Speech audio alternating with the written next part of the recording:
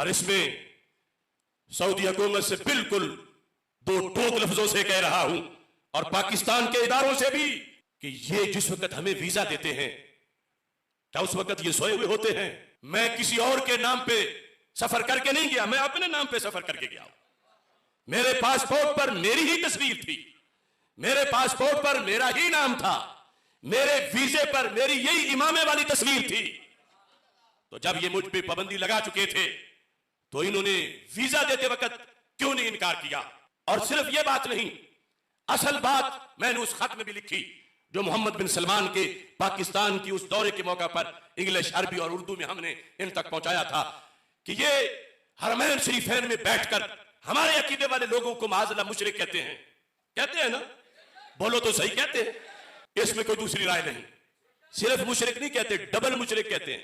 मैं इस पर इनके दर्जनों फतवे दिखा सकता हूं।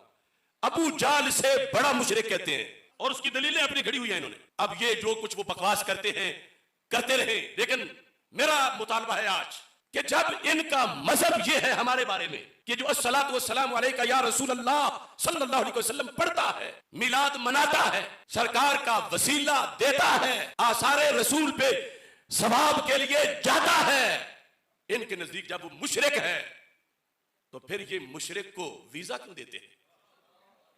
हम हक बजानब हैं। इनसे पूछे कि ये हज का वीजा हो या उम्रे का वीजा हो, उसके लिए शर्त लगाएं।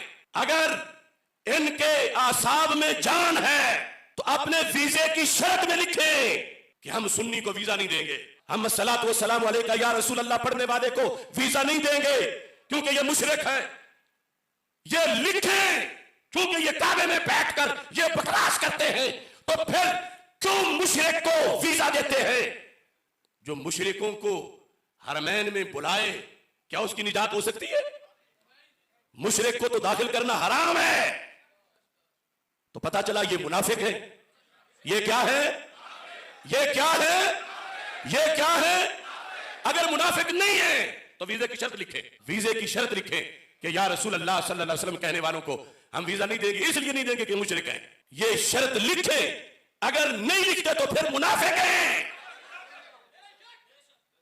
और जब ये शर्त लिखेंगे तो फिर सूरज गरूब होने से पहले किसी बिल में जाके रहेंगे। पूरी दुनिया की अक्सरियत आबादी या रसूल अल्लाह वालों की है।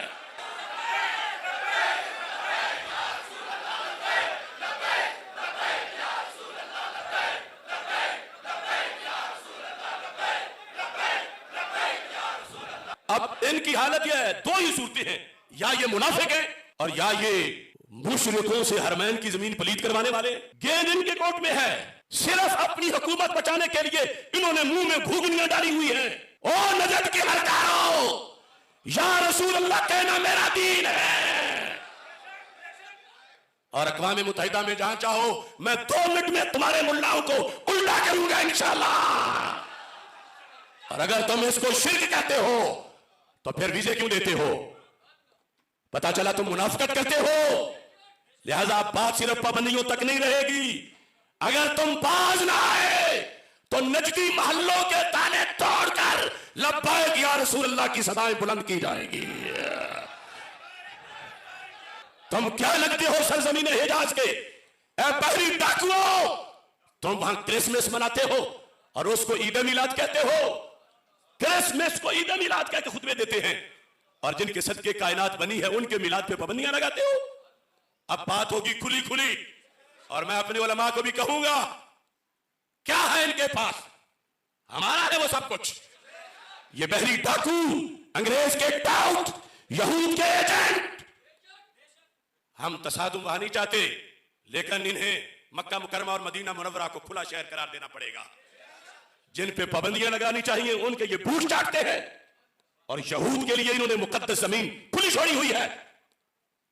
और यहां बैठे हुए पाकिस्तान में उनके एजेंट जो रियाल खा खा के बिल्कुल डीजल की तरह मोटे हो चुके हैं।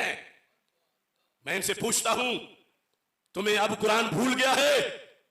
क्यों नहीं तुम इनको कहते ला तत्तखिजुल यहूद वन नसारा औलिया?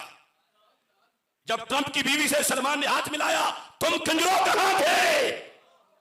हरम के मुफ्तियों, कंजर से भी बड़ा लफ्ज तुम्हारे बारे में बोलना पड़ेगा। कि जो दीनी हमीयत से तुम बिल्कुल मफादात चाटने के लिए चुप करके बैठे हो। काबा बंद हुआ, हरम बंद हुआ, हज बंद हुआ और तुम अपनी वहां से तनख्वाहें लेके यहां पाकिस्तान में मुस्तंडे बन के बैठे हुए हो। लिहाजा कौन होते हैं ये पाबंदियां लगाने वाले? हम तुझसे भीख नहीं मांगेंगे। तुम्हें पता ही नहीं कि उस हस्ती से हमारे दिलों का राबता तेज कितना है।